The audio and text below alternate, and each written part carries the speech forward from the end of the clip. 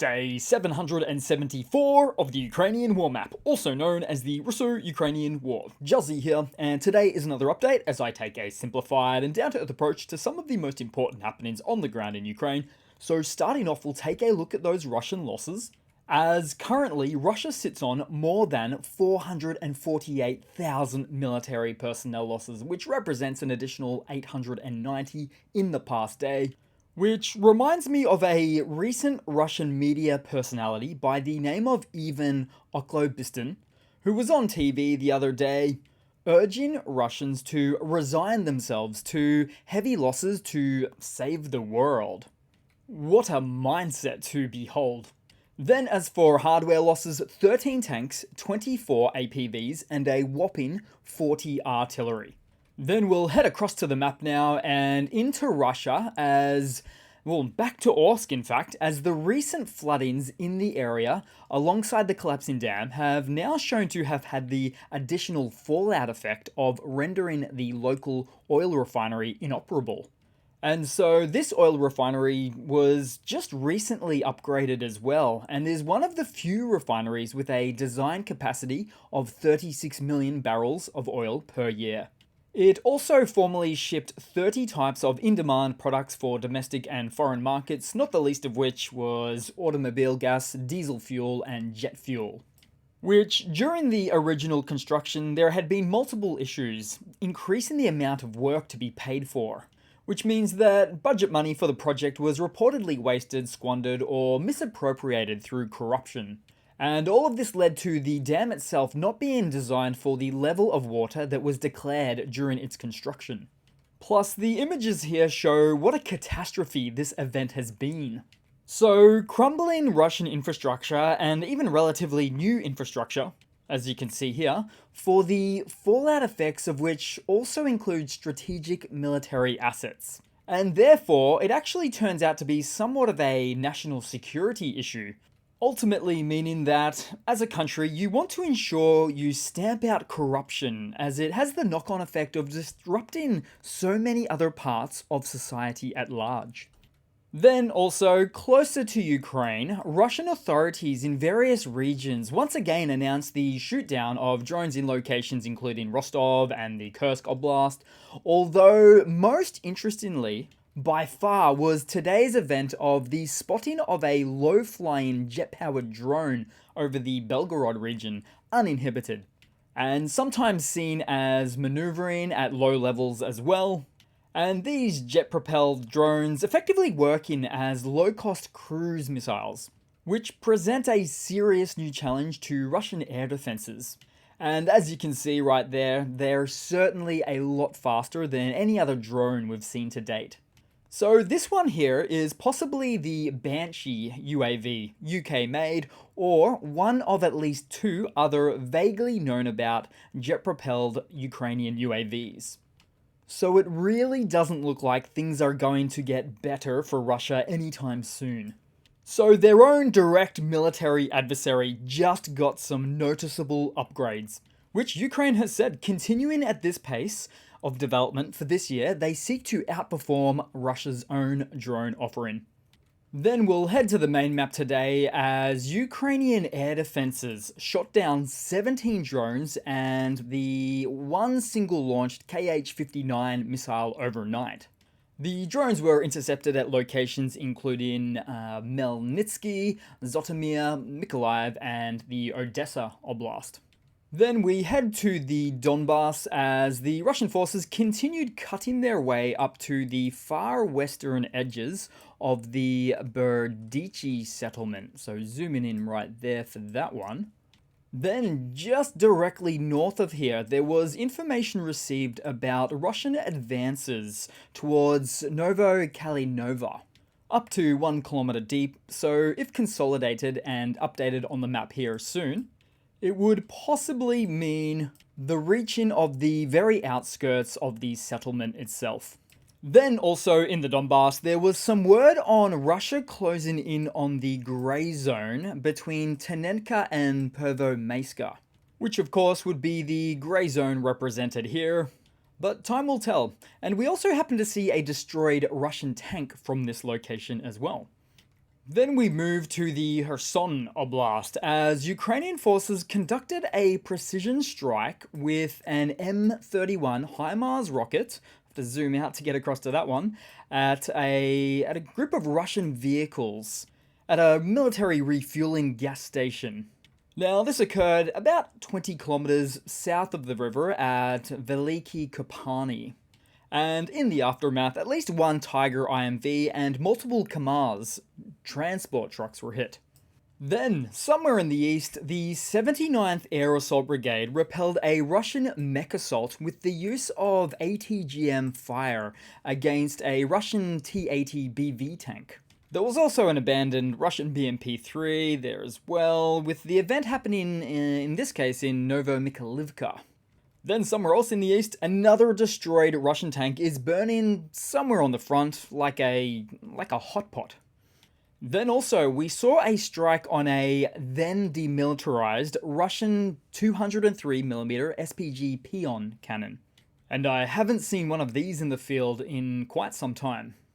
Then also, and really as for this segment, I really wish I could show you guys everything, like this Russian T-80 BVM, some of the best in class for Russia when it comes to tanks. But 2 FPV dates later, and it's a goner. Russia is just demilitarizing themselves at levels not seen in a long time. Meanwhile, as for the upcoming events in the south and east, because in an interview with German TV channel ARD, Ukraine's top spy and military intelligence chief Bogdanov warned of a potential major Russian offensive in the Donbas region, possibly starting in late spring or early summer. Bogdanov identified the cities of Pokrovsk and Chasiv Yar as potential main targets for the Russian advance, stating, quote, "They will move a little towards Chasiv Yar, they will move in the direction of Pokrovsk, the strategic direction of Pokrovsk." And although you may know Chasiv Yar, the lesser known Pokrovsk is some 30 kilometers or about 20 miles northwest of the current Berdichi front. Then headed across to some news for today. So foreign partners have pledged more than $700 million to support demining efforts across Ukraine, as reported by the Reintegration Ministry just yesterday.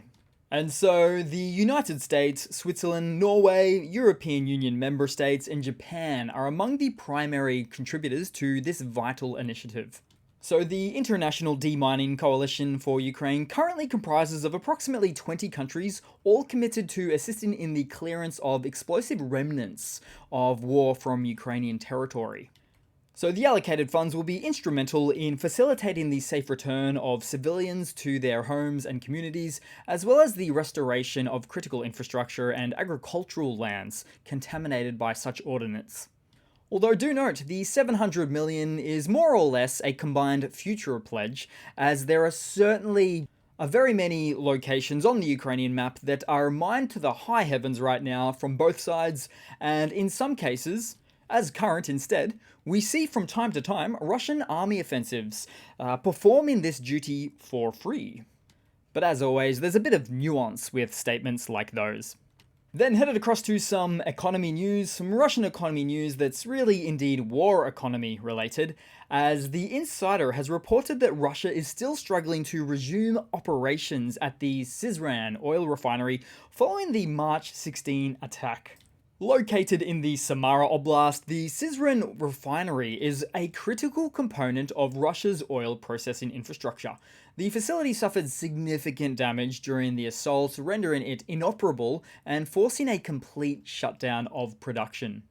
But despite ongoing efforts to repair the extensive damage and restore functionality, the refinery remains offline with no clear timeline for a full resumption of operations.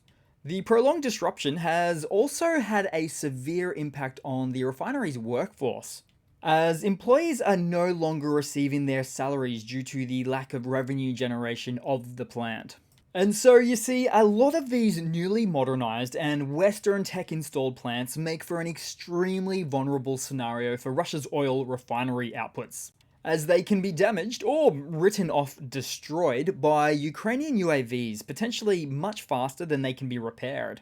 particularly as Western sanctions disallow the resupply of such sorely needed parts.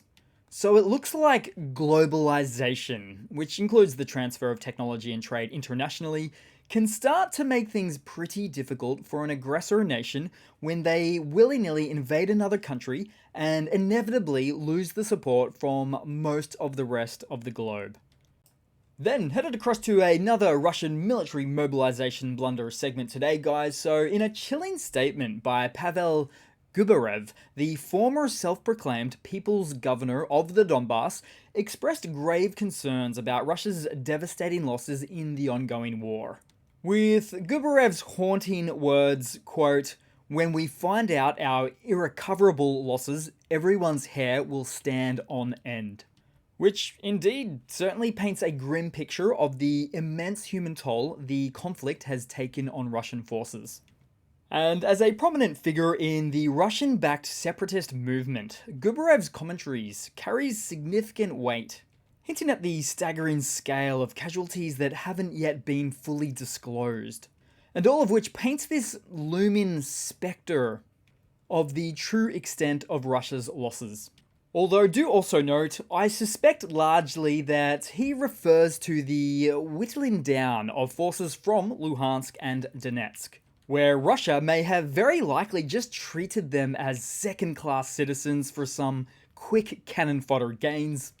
And so, as true as this very likely may be, it's still a short-term strategy for Russia to employ.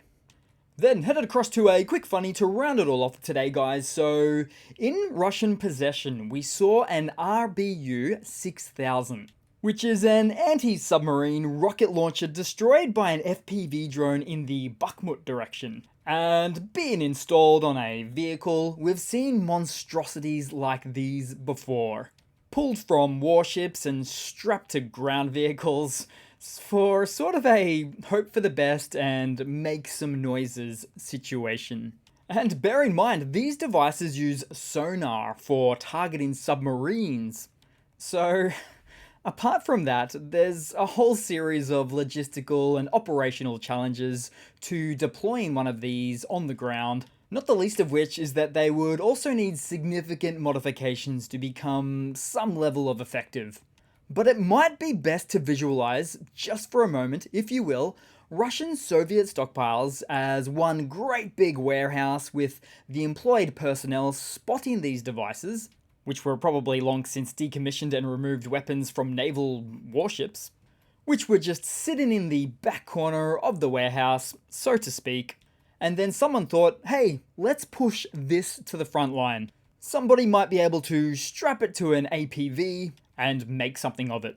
We'll send them a couple of rounds of ammunition as well, or however many that they can carry. Not exactly fit for purpose stuff right here, folks.